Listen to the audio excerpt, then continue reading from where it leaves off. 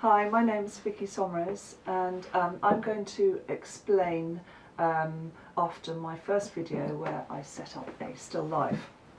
I'm going to explain how to work sight size, but first I'm going to tell you what sight size is.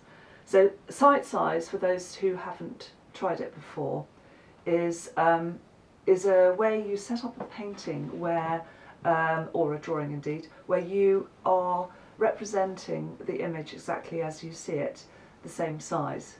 So if I do this in my classes with portraits and with life drawing. You set up your easel and your board, and it is very important to work at an easel, and unfortunately this isn't something you can do sitting down. You set yourself up so that the subject that you see is represented exactly the same size as on your canvas or your board. To help you to do this, you use something called a plumb line, which I have here.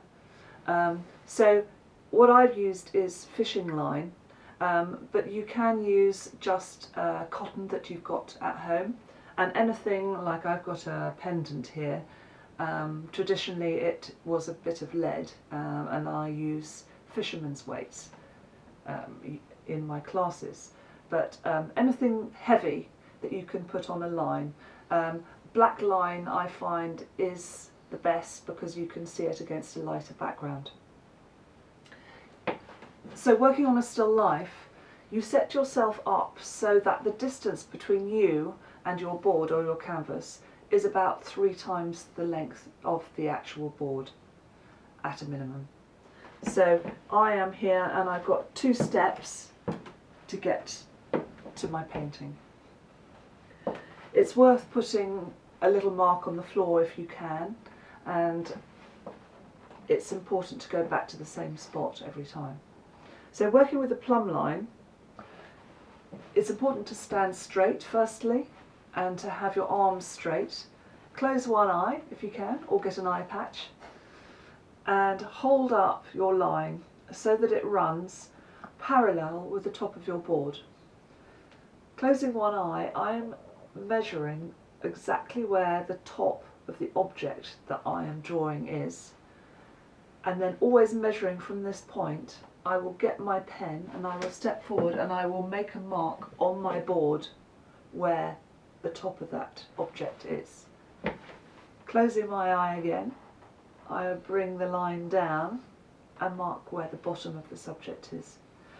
Keeping in mind, my board is lined up about down the middle of where the composition is of the object. So if I bring my board forward towards me, because if anyone's done physics, but the size of the image will get bigger. If you push it further away, it will get smaller. So if you want your image to be larger than actual in life, then pull the board towards you. If you want it to be exactly the same, or very close to the size that it is, line it up down the middle. So I am marking top to bottom various points. Like in my composition I have the top of a jug and the top of a glass and some lemons. So I would mark the height of those as it goes up and down the board. Once you've got the main heights in, you want to mark where the widths are of things. So like the top of the lip of the jug.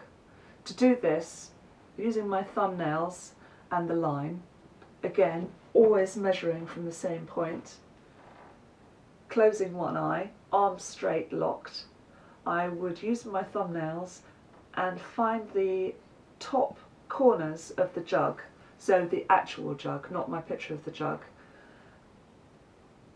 And once I've got that exactly between my thumbnails, I would rotate my body to my painting and I would mark one side and then double check, and then the other side, so that the exact width that I'm marking is the exact width that I see.